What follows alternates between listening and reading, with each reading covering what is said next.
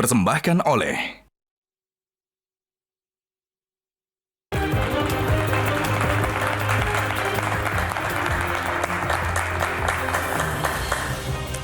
Pemirsa, belum juga selesai proses penghitungan suara, program makan siang gratis Prabowo Gibran sudah dibahas di rapat Kabinet Pemerintahan Joko Widodo. Langkah ini dinilai terlalu terburu-buru dan tidak menghormati proses rekapitulasi suara yang masih dilakukan KPU. Apalagi saat ini rencana menggulirkan hak angket untuk menyelidiki kecurangan pemilu hampir rampung dibahas di koalisi pendukung Ganjar Mahfud dan Amin.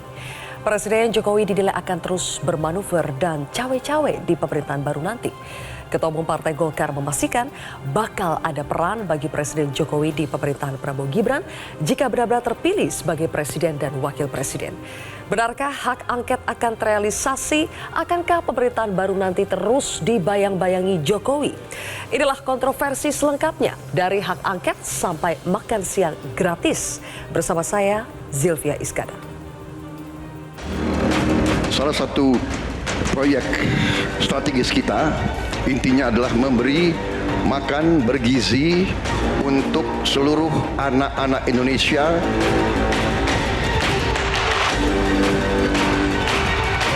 Ada pembahasan soal makan siang gratis? Tadi, iya. Ada saya lihat sepintas begitu ya, karena waktunya cukup singkat, tidak dibahas secara detail. Membahas tentang program-program prioritas Pak Prabowo, termasuk dalamnya adalah makan siang tahap awal. Untuk program yang menjadi quick win daripada presiden terpilih nanti atau pemerintahan mendatang, itu pos-posnya sudah bisa masuk. Mengakomodasi program-program presiden terpilih hasil Pilpres 2024.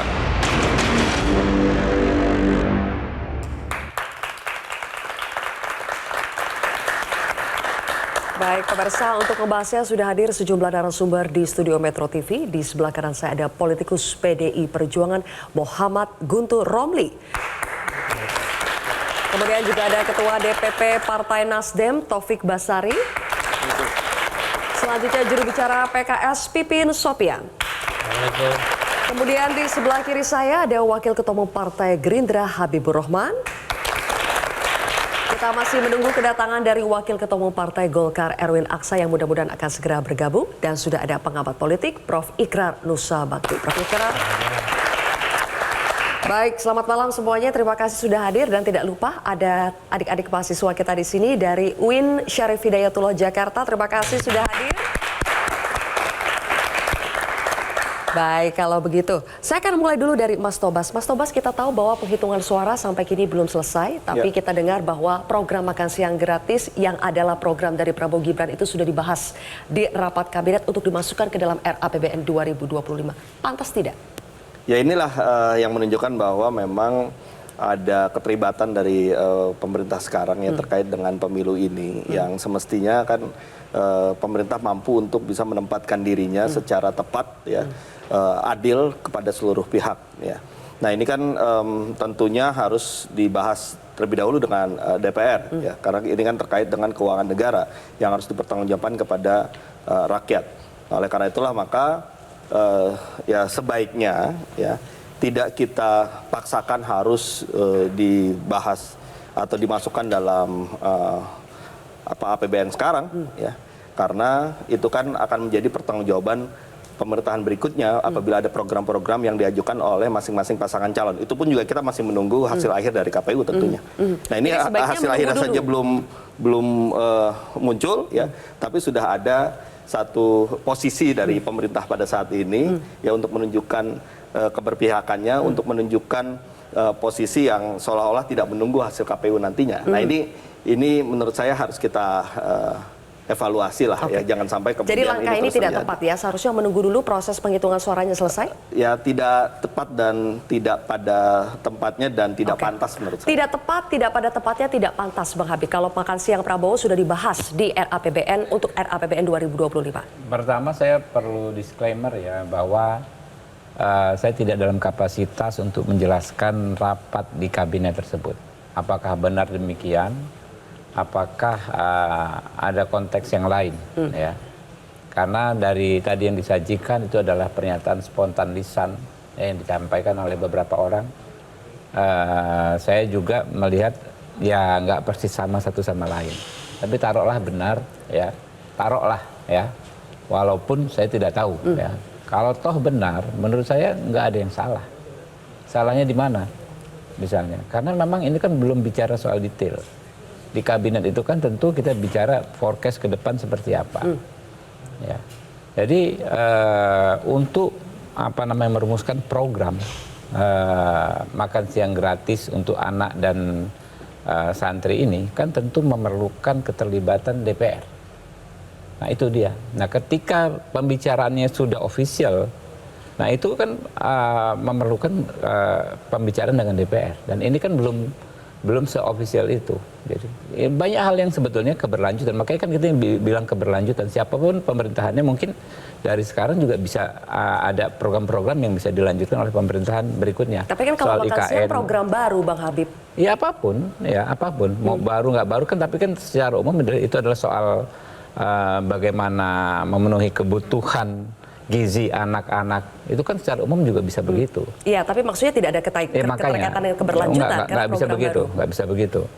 Secara umum kita punya gagasan besar bagaimana generasi muda ini bisa sehat, bisa bergizi, bisa kuat, ya dan lain sebagainya. Detailnya seperti itu. Toh kalau tidak disetujui, ada yang namanya hak DPR nanti bicara seperti disampaikan oleh saudara saya Pak Taufik Basari.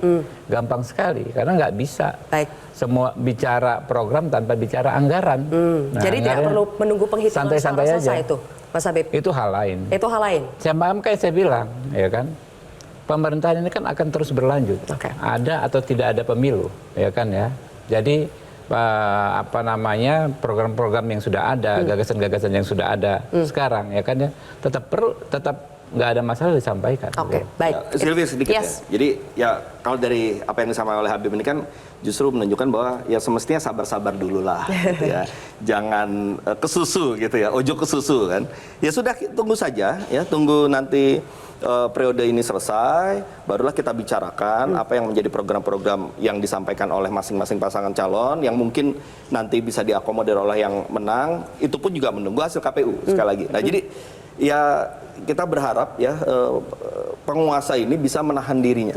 Ya ini kan jadi contoh ya, kalau misalnya contohnya kok ini belum tuntas semuanya sudah ingin menunjukkan posisi dan sikap tertentu kan jadi pertanyaan. Nah, jadi akan lebih baik sudah sabar-sabar dulu ya, tunggu hasil pemilu ini ditetapkan, barulah kita akan bicara. Jadi kan yang kesusu ini saudara Taufik Basari ini melakukan judgement tanpa melihat sebuah persoalan secara detail.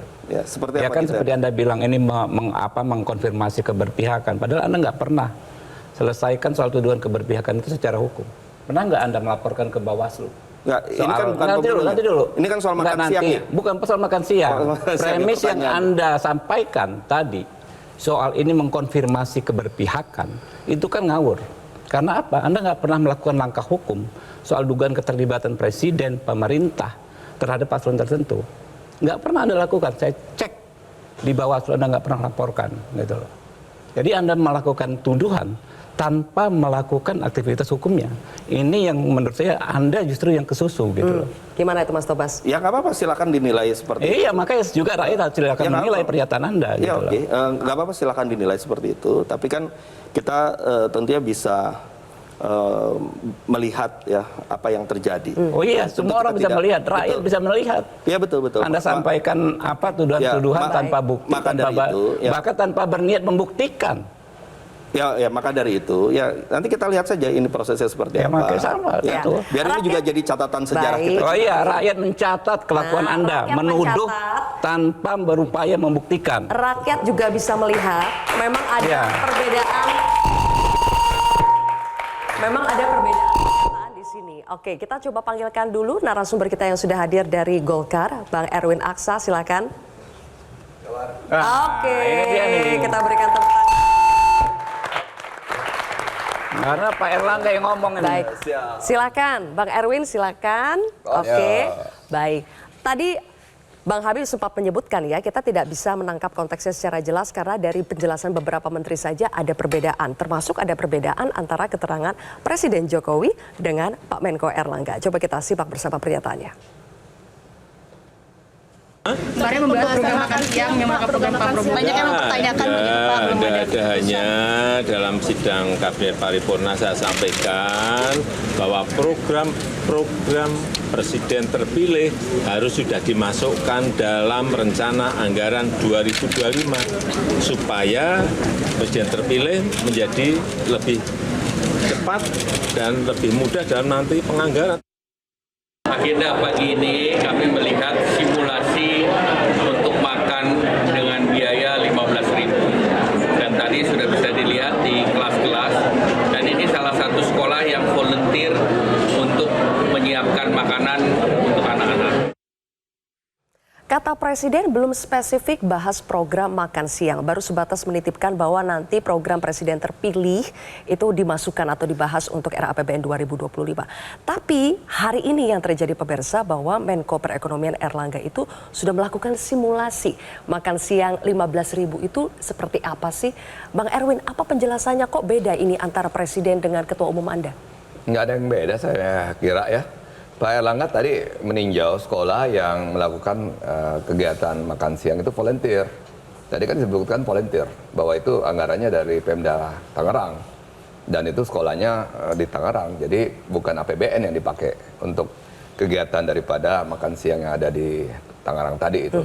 Jadi itu tadi yang dikatakan itu adalah volunteer. Jadi bukan dari APBN, bukan dari pusat. Program belum jalan. Tapi simulasinya dihadiri oleh Menko Perekonomian, anggota kabinet. Ada apa itu Bang Erwin? Ya kita kan ingin melihat bagaimana bahwa ada kabupaten, ada sekolah, ya, SMP negeri yang melakukan volunteer. Tangerang itu wilayah Republik Indonesia. Ya nggak apa-apa kan, itu wilayah yang kemudian mengundang Menko, ya bupatinya mengundang Menko, kan melihat bahwa kabupaten sendiri mampu melakukan hal itu secara volunteer. Sudah ada anggarannya ya, 15.000 ya? Itu kan hitungan-hitungan. Ya kan nanti dibahas antara DPR dan pemerintah untuk 2025. Kenapa sudah harus dibahas, sudah dihitung dan disimulasikan dari sekarang Bang Erwin? Ya kan harus dibahas. Kan putusan KPU saja yang namanya belum ada. APBN 2025 kan harus dibahas. Kalau nggak dibahas nanti anggaran 2025 nanti akan telat. Nanti masyarakat kita akan terlambat semua proyek-proyek. Bakal telat ya? Ya. Oke, coba jadi kita harus dengarkan. dimasukkan. Oke, kita dengarkan dulu pernyataan dari Menteri Keuangan ya. Kira-kira tanggapannya seperti apa ketika ini sudah mulai dibahas? Arahan dari Bapak Presiden dan Kabinet adalah posturnya tadi dalam range bisa diterima dengan defisit antara 2,45 sampai 2,8. Itu adalah menyangkut nanti estimasi yang jauh lebih tepat mengenai penerimaan dan belanja. Ini kan proses masih berjalan 3 bulan ke depan ya. Jadi bulan depan kita mungkin fokusnya lebih kepada pagu indikatif dan program-program prioritas seiring dengan nanti KPU sudah memutuskan siapa pemerintahan yang official memenangi pemilu. Itu ya. Seiring dengan KPU nanti sudah memutuskan pemerintahan yang official. Jadi Mas Guntur, kalau Anda melihat cara yang benar itu harus seperti apa? Harus menunggu dulu sampai ada pemenang pemilu yang official atau mulai dibahas dari sekarang? Keburu telat? Saya kira ini juga bisa masuk dalam materi angket. Bahwa ketika ada dugaan keberpihakan pemerintah saat ini kepada paslon tertentu, kemudian sekarang ada tanda-tanda, Presiden terpilih juga belum diumumkan, ya kan, belum ada pengumuman resmi dari KPU, tiba-tiba kok ada kabar ada dibahas dalam kabinet, kemudian juga ada simulasi dan sebagainya, apapun alasannya. Jadi ini semakin menguatkan bahwa ada tanda-tanda ke sana. Yang tinggal nanti kita buka dalam hak angket tersebut segala bukti yang bisa kita beberkan. Kalau tadi Bang Habib bilang bahwa tidak pernah misalnya dalam lapor di Bawaslu, ya nantilah kita juga buktikan dalam memang nggak pernah angket itu. Memang nggak pernah, dan Pak. kita bukan nanti buktikan, memang nggak pernah ada laporan. Ya, kan tidak harus lapor Bawaslu. Yang namanya bukti Undang-undang mengatur demikian. Dan itu kalau untuk kecurangan. Nah iya, itu kan bentuk kecurangan. Kalau tuduhan itu berarti menuduh curang. Bukan terkait itu terkait bagaimana soal keterlibatan Presiden tadi mendukung salah satu, ya kan? Ya nanti kita lihat. Dan itu dalam materi itu pelaksanaan undang-undang dan apa undang-undang juga akan diangketkan nanti baru dibahas dan segala bukti yang akan belum lapor kan? Lapor Bawaslu itu lain cerita ya. Bukan belum lapor kan? ke MK juga ada kita Bawaslu kok. Nggak ada. Laporan Bawaslu Nggak ada. misalnya. Nggak ada. Misalnya ya, Nggak ada, Bawaslu Presiden nggak adalah ada. bagi-bagi uang dari Gus Miftah dengan gambar Pak Prabowo waktu itu, kemudian Ini dianggap fitnah. sebagai Anda fitnah, itu sudah terbukti bohong. Itu sudah terbukti tidak ada masalah. Tidak cukup bukti untuk dilanjutkan. Itu salah satu Iya, contoh. makanya. Kita katakan bahwa kita juga lapor Bawaslu. Ya, bukan yang soal ketika keterlibatan mentok Presiden kasus-kasus tersebut ya, nah kita baru buka kepada forum-forum lebih tinggi termasuk itu adalah hak angket. Nah soal bagaimana bukti dan sebagainya kita tunggu aja nanti. Karena Baik. Waktunya udah lewat. Sudah lewat coblosan kok belum lapor. Nanti kita akan bahas apa sebetulnya motif ketika program makan siang ini sudah cepat dibahas sebelum penetapan pemenang dari KPU. Kita akan ulas lagi pemirsa usai jeda.